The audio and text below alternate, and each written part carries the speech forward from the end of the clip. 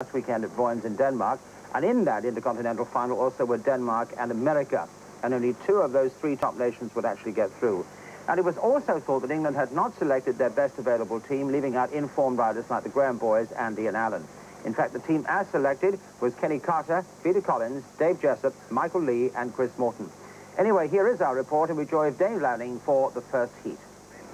Heat number one on the inside, it is Hans Nielsen. Next to him, Jan Andersen. Grid three has Peter Collins, and on the outside, it is Dennis Sigalos from America. And into the first quarter, it is Nielsen and Sigalos.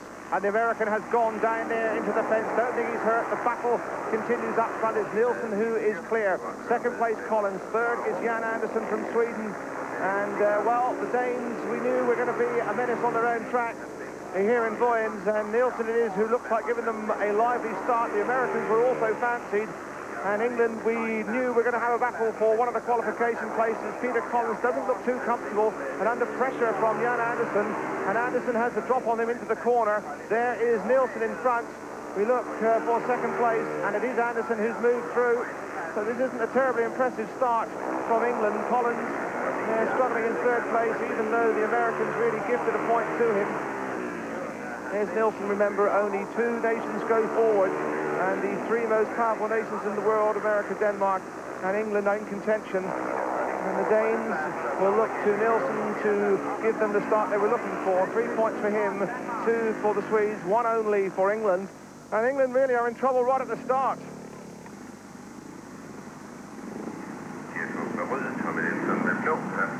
Heat 7, the scores, America on 13 points, England and Denmark locked together on 9, so every race now in the real cup final. On the inside, Bruce Pennell, next to him, Hans Nielsen. Grid 3 has Tommy Nielsen from Sweden. On the outside, Dave Jessup, the England skipper, and England really are looking to Jessup from the outside. We'll have to watch from Pennell from Grid 1 as well as the tapes go, and who it is going to show. It is Pennell and Jessup. And Pennell just has the drop, although Jessup again finds some tremendous drive around the outside in third place. It is Tommy Nielsen from Sweden. Hans Nielsen makes his move into third place, and there's a beautiful picture of all four hurtling into the bottom corner here at this 300-metre Vojens track. Jessup's in front. This is good news for England.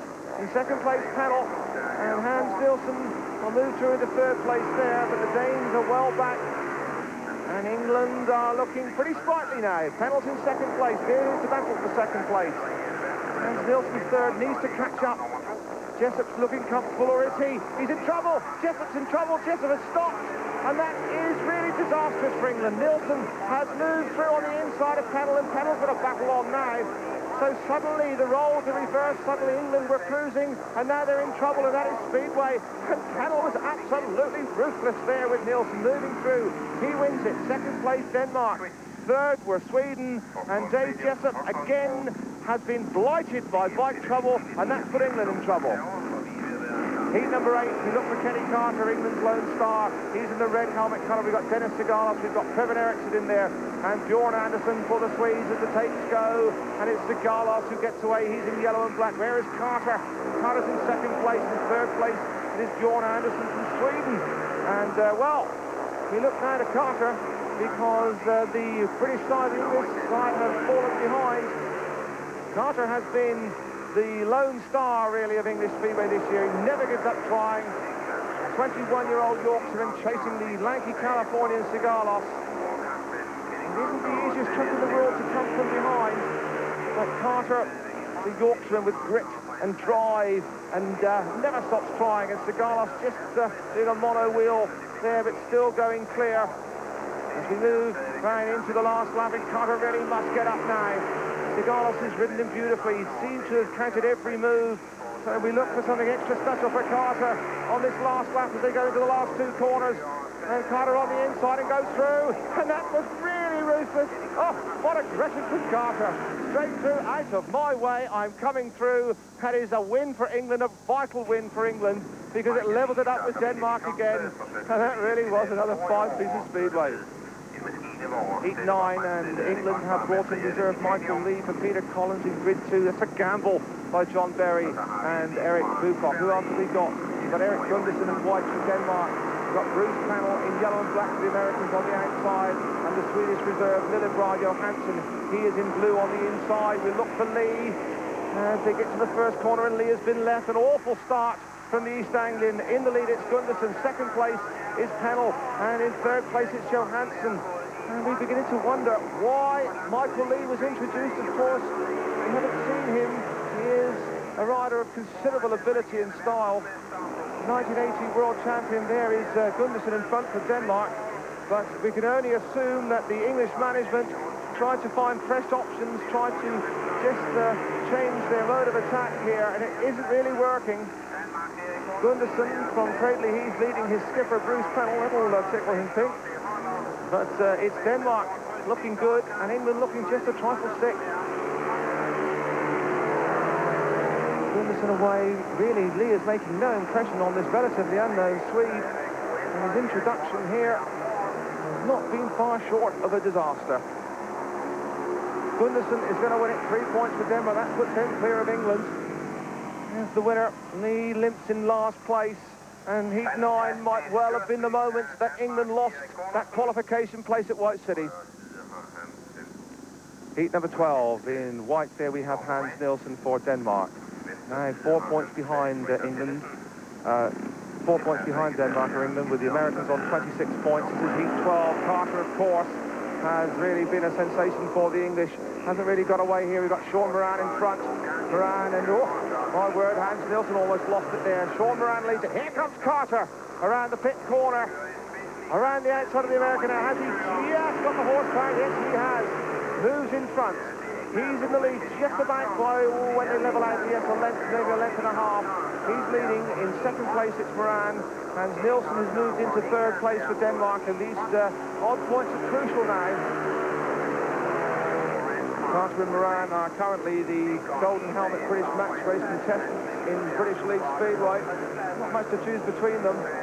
Carter unbeaten. We saw him absolutely nudged Shigalos aside in his last ride, and now he's taking care of another American, Sean Moran. And we look back in third place, it's still the Dane Nielsen. So England are going to gain some ground here. Over the line, Carter keeping their hopes alive with a win in Heat 12, and now England are 3 behind the Danes and must make a big effort in the later stages of this Intercontinental final. Og resultaterne fra 12. heat, nummer 1 og 3 point i tiden 61/10. Kenny Carter fra England. 3 to go, 3 points behind. England have Peter Collins in here with Johansson, Eriksson and Sean Moran as the tapes go, and it is Collins away, so too is Moran. It's Moran who shows in front with Collins as they all duck and dive, and Eriksson has seen his moment. The Dane has made his move at exactly the right moment. He's in the white helmet colour, swept from last to first in one move. He leads it. Collins and Moran are spread out behind him. Collins on the outside, Moran on the inside. And, well, Denmark are looking good now. And Kevin Eriksson, this lad with Ipswich in the British League, who only came into their squad as a last-minute replacement for the injured Tommy Knudsen, is really bringing home the Danish bacon. Collins around the outside, Moran on the inside, and Collins really bucks and ducks and dives. Eriksson really is riding a masterful tactical race here. There is the battle. It's a marvellous picture. And this is good news for Denmark. And unless Collins can really produce a party piece, it's going to be not so good news for England. Collins swinging back on the inside as they go to the checkered flag, but Eriksson just hold on by about the width of a tyre. And that's a vitally important win for the Danes.